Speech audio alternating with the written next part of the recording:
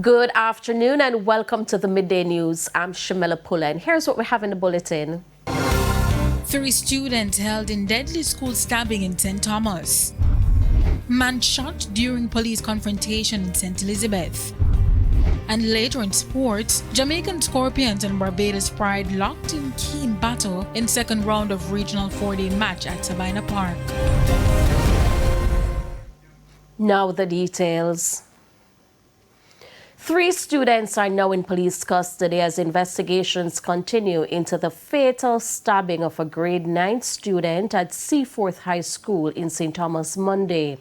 The victim, Kaylan Dole, was reportedly attacked by another student with a knife at the Morants Bay bus stop.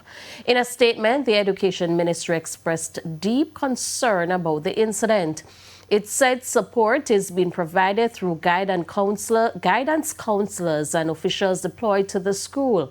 The minister added that it is working with security forces and community partners to help prevent similar incidents. One man was shot and wounded during an alleged confrontation with the police in the community of Chocolate Hole in southern St. Elizabeth this morning. The shooting happened during a major operation across several communities.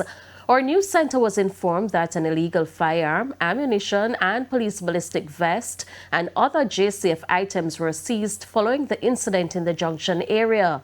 Head of the St. Elizabeth Police Superintendent Coleridge Mento says the operation was launched about 4:30. He adds that it follows the murder of a woman in Red Bank on April 9 and the wounding of another woman in Junction over the weekend. A man was charged for attacking Mayor of St. Anne's Bay, Michael Bell-Nevis, last year, has been granted bail. 25-year-old laborer Chad Thomas of Ramble or Rockabessa St. Mary was given bail in the sum of $300,000 in the St. Mary Parish Court last Thursday. Thomas was charged with housebreaking, wounding with intent, and malicious destruction of property. Thomas is to reappear in court on May 14, 2026. In January 2025, it is alleged that Thomas attacked Mayor Bell-Nevis, claiming he owed him money. The accused is said to have used the machete to inflict sharp wounds to the head of Mr. Bell-Nevis, causing serious injuries. The mayor managed to drive himself to the St. Anne's Bay Regional Hospital, where he was admitted and treated. A man is dead and 5 others hospitalized after a 2-vehicle crash along the Winston Jones Highway in Manchester about 9 Monday night. Dead is 24-year-old Dave Ebanks from the parish. TVJ News understands that Mr. Ebanks collided with another vehicle traveling in the opposite direction. He was taken to hospital where he was pronounced dead.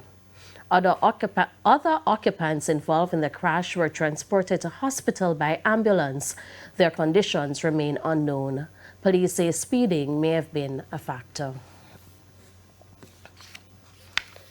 Residents of Leatham Curtis Bottom in Port Morant, St. Thomas, recently took to the streets in a peaceful protest, highlighting the continued poor drain and deplorable road conditions in the area.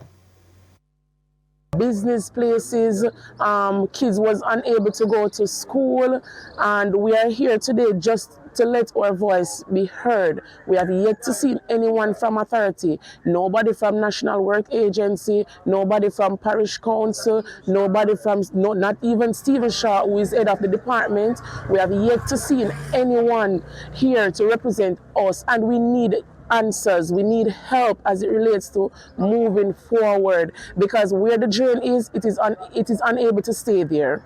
The drain leads directly to my house. So regardless of whatever is done, if that drain is not fixed, we will not be able to stop getting flood.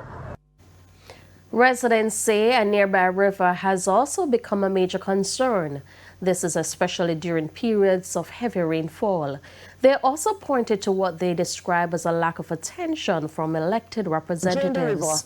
Clean from the mouth of the river and drench the river. Carry the drain straight down. right? You cannot take the water off the road and lead it. Just right there, you send it into my yard. There's no exit for the drain, and it's just one drain.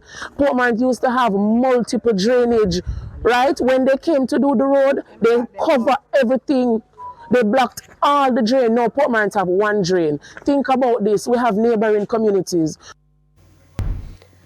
The government has intensified Hurricane Melissa recovery efforts. This is through a partnership with the Food and Agriculture Organization of the United Nations. Details in this report. April is celebrated as Farmers Month, and local farmers in Trelawney received a well-needed gift, fertilizer. This as many of them continue to struggle in the aftermath of Hurricane Melissa. The Category 5 storm destroyed fields and livelihoods. So, in addition to over 600 bags of fertilizer, they also received seedlings. This is part of a joint partnership between the Ministry of Agriculture and the UN Food and Agriculture Organization, FAO. Seeds focusing on cabbage, carrot, cucumber, sweet pepper, onion, tomato, watermelon, and corn. In addition, we're going to be working through the RADA system and the Agricultural Land Management Division to ensure that our farmers continue to receive critical guidance on soil testing, nutrition management, and application processes. Agriculture Minister Floyd Green emphasized the need to take a scientific, data-driven approach to agriculture, especially as the sector continues to rebound after the hurricane. We can't sit down here and say, yes, the climate has changed. Yes, it is hotter. Yes, we see more torrential rainfall. But we're doing the agriculture just like it was done 20 years ago. We have to modify our approaches. On the issue of irrigation, the Agriculture Minister says through the $50 million Adapt Jamaica program, irrigation systems island-wide will be strengthened. One of the things why we are bouncing back stronger now is because we have expanded our irrigation networks. And what we learned from Hurricane Beryl, where after Hurricane Beryl we depended on the JPS to get back up our irrigation systems, we learned that that can't work.